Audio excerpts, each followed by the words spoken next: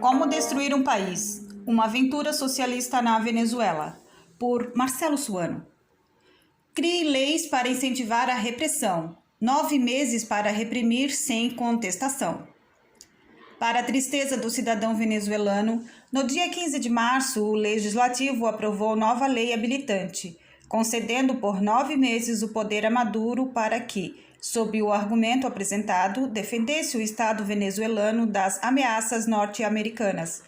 Aquilo que os Estados Unidos fizeram servir apenas para dar mais argumentos de justificativas ao presidente para adquirir outras condições de reprimir o seu povo. Ou seja, recebia mais poder o governo que tinha acabado de concluir um período com poderes supremos, graças à lei habilitante aprovada em 2013 para que ele passasse todo o ano de 2014 administrando independentemente de autorizações do Legislativo, com o fim de tratar de assuntos econômicos, resolver as questões financeiras e combater a corrupção.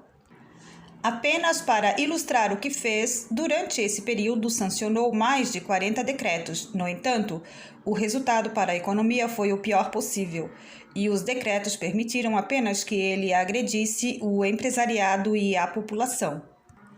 Agora, ganhava mais poderes, mais forças para atuar contra o inimigo externo.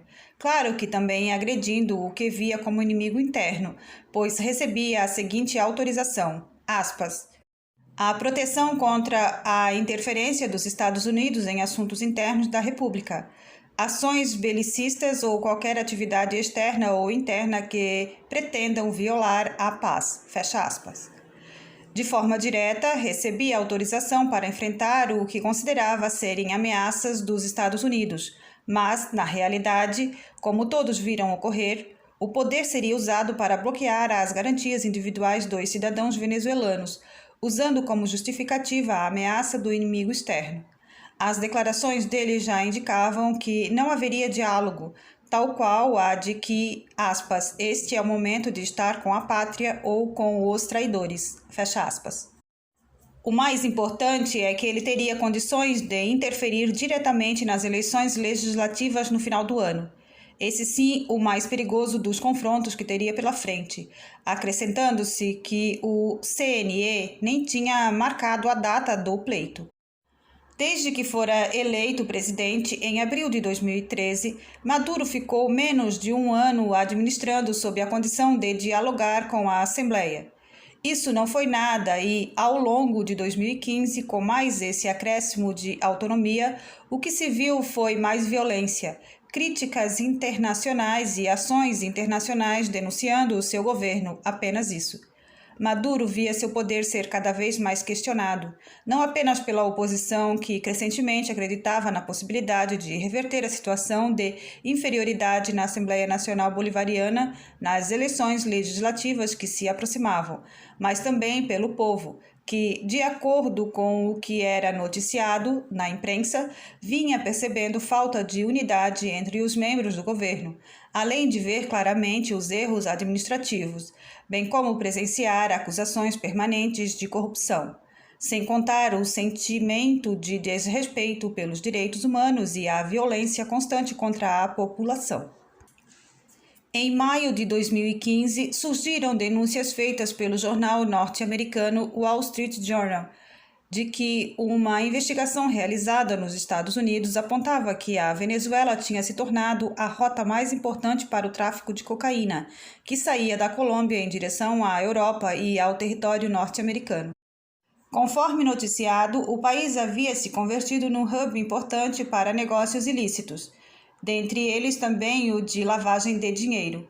Isso colocou o governo Maduro na situação de plena desconstrução, já que, pelo divulgado, foram militares e assessores próximos do governante os informantes das ações criminosas feitas por autoridades, que teriam como provável chefe de cartel de tráfico de cocaína o conhecido Diosdado Cabello, o presidente da Assembleia Nacional. Segundo constava, esses informantes desertaram para os Estados Unidos e estavam passando dados sobre os nomes envolvidos e sobre a forma de agir dos traficantes, que, por serem autoridades governamentais, tinham transformado o país no mais importante narcoestado da região. Denunciaram que havia ocorrido uma aproximação de militares e líderes venezuelanos com membros da Farc e traficantes colombianos, os quais se transferiram para a Venezuela sob vistas grossas de comandantes do exército e acabaram se associando a esses militares e políticos de expressão, dentre eles Cabello, que também era o segundo líder mais importante do chavismo e do bolivarianismo no país. No momento, Maduro não constava entre os acusados. Contudo, diante do estardalhaço produzido pelas notícias no WSJ, ele se pronunciou afirmando que estava junto com Diosdado contra essa acusação. Mas não podemos esquecer que, havia algum tempo, pesava contra o presidente da Assembleia suspeitas de que estaria articulando um golpe de Estado contra Nicolás. Esperou-se pelo avanço das investigações nos Estados Unidos para verificar se as ações das autoridades venezuelanas se confirmavam e quais eram os objetivos dos crimes. Enriquecimento pessoal dos envolvidos, o que os tornaria meros criminosos comuns, ou obtenção de recursos diante da situação do país, que vinha em decadência, especialmente em face da queda do preço do petróleo. Neste último caso, não se descartaria a ideia do golpe de Estado por parte de Cabello, que poderia desejar assumir o poder para radicalizar a revolução e precisaria de recursos para tanto. Nem a possível futura identificação da Venezuela como um Estado criminoso internacional, o que facilitaria a articulação de sanções e pressão coletiva mundial sobre o seu governo, algo que poderia estar nos planos dos Estados Unidos. No entanto, sendo verdadeiras ou não as denúncias, elas serviram de munição aos opositores e levaram a mais repressão, diante da nebulosidade e incertezas envolvidas. Os dois expressivos líderes opositores que estavam encarcerados, Leopoldo Lopes e Daniel Ceballos, para fazer mais pressão, anunciaram greve de fome contra o governo, pedindo o retorno das manifestações de rua contra o governante e sua equipe. O que ocorreu no dia 30 de maio, denunciando os atos de corrupção, os desrespeitos aos direitos humanos e a crise que se mantinha no país. As lideranças oposicionistas anunciaram que a manifestação seria pacífica e pediram a libertação de 89 dos prisioneiros políticos encarcerados, dentre eles Lopes e Ceballos. Saíram todos de branco em símbolos de paz para evitar que houvesse qualquer acusação de violência por parte dos manifestantes, algo que serviria de justificativa para mais prisões e mais agressões contra a oposição venezuelana. Daniel Ceballos havia sido transferido de seu cárcere para uma prisão comum sem qualquer tipo de aviso, sem ter sido feita a comunicação para seus advogados, sem permitir que estes contatassem o cliente e se manifestassem, além de, conforme também divulgado na imprensa, sem que houvesse um mandado judicial para a transferência do prisioneiro.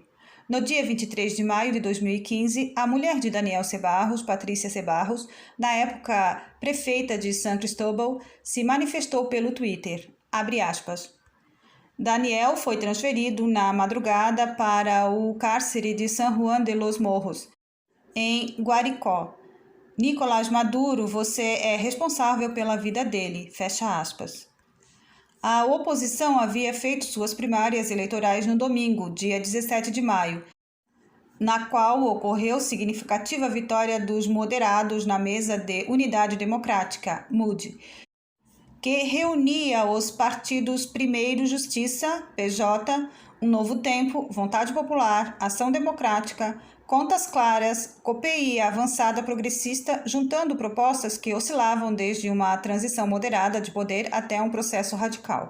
A liderança alcançada pelo Primeiro Justiça, comandado por Henrique Capriles, em relação ao Vontade Popular de Leopoldo Lopes, demonstrou que se desejava evitar o combate direto, pois acreditavam os moderados que uma ação dessa natureza beneficiaria o presidente Nicolás Maduro, e ele se sentiria respaldado a usar ainda mais da força.